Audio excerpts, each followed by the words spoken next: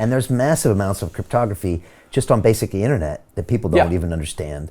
And after talking with Silvio Micali, who created a lot of these groups, he came up with a lot of stuff. he's like, Brian, you need security for anything you do, and it's not always because of bad actors. It's just because in a long enough timeline, every system has randomness and will break. So I don't think people realize how much cryptography is in their daily lives before even cryptocurrency came along. No, absolutely. So you're fascinated with that, okay? So I was fascinated with that. Computer science. I one of the things I like to do in high school. I competed in the informatics Olympiads. So just like algorithms and computer science. So I was interested in that. What was your programming language of choice? It depends on the task, but for competing, I was using C. C, okay, or C++ or C. Just C. Okay. Just C. No time for C++. You have a problem, you need to solve it in like a couple hours. Yeah. C++ is when you might want to write maintainable code that's going to be shared by many people. Okay. In these circumstances, the code quality doesn't matter. You just need to get to the answer as fast as possible. Right. Okay. I was taught BASIC first, then Fortran. I did C. I took in a course in assembly language at UCSD. Yeah. Well, I have no idea why. I never really used it, but at least I understand some of the building blocks. But all the smart kids at MIT studied computer science. Yeah. I studied mechanical engineering because I knew. But the smart people were at computer science, and so you love that as well. Yeah. And finally, there's a political project around cryptocurrency and around Bitcoin. And, I was also on board with that, which was, empowering people, giving people sovereignty over their financial transactions. So for me, it's just like the intersection of so many things. I mean, I was interested in decentralized currencies before Bitcoin came out. So when Bitcoin comes out, at first I'm skeptical because I hear it's backed by energy, and so I don't like that. But then I look into it and it was like, oh my God, this is fantastic.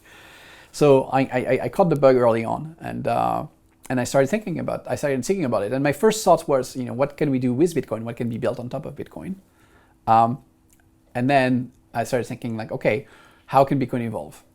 What else can be done? Because it was the first iteration of a system, but I could see some issues. So the lack of privacy was an important problem. Everything was public. You can't really have financial sovereignty if you're going to force every transaction to be public. The other one was the scalability. If you can only do a few transactions per second, that's a problem. Although at the time, what I envisioned was that you would have some international network of financial intermediaries who would basically scale. So the idea was that you just need like something basic where you have like few clearing transfers between financial actors. But now I've come to see that it's actually important to be able to for people to do this without intermediaries. I think that's really part of the value prop. It's not enough for intermediaries to be able to enter the market costlessly. It's also important to have this desired access. And the third one was the cost. You need to spend a ton of energy in order to secure Bitcoin, and that creates inflation.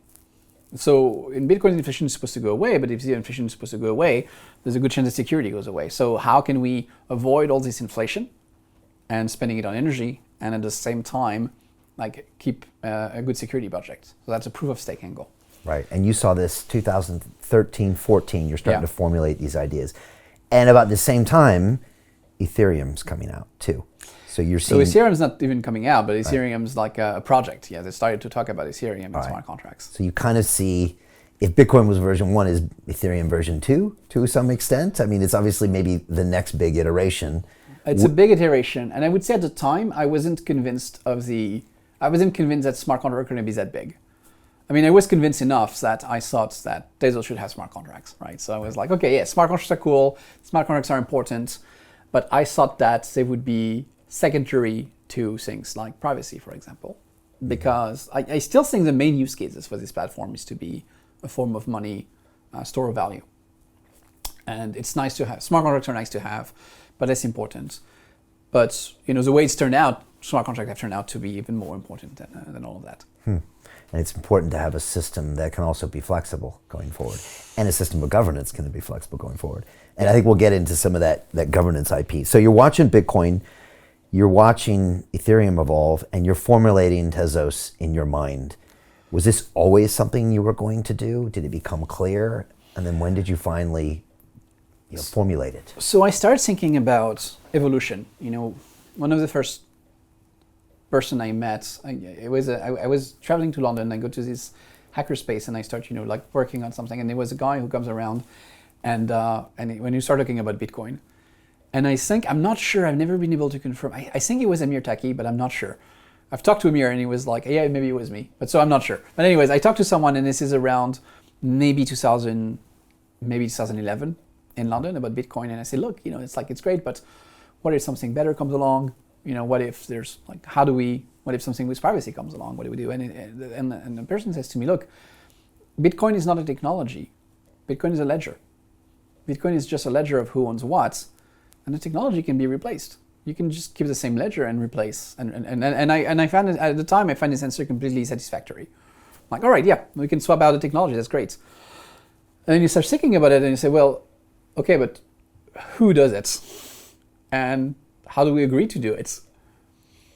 And the logic at the time was around forking. So, you'll have two versions, and then people can choose whatever version they want. That doesn't work when you have network effect. You can't just tell people now there's two Bitcoin and you can use which one you prefer. No, you can't really use which one you prefer. You have to use the one that's going to win, because the other one's not going to get really much value. And so which one is going to win? Is it the one with a better technology, or is it the one that people expect to win? And it's the one that people expect to win. It's a beauty contest. In some sense, if I expect this one to win, then it has network effect, because I expect that other people are going to expect the same thing. And it becomes like this weird game based on legitimacy, perception, and so on and so forth. And I think that can stall progress.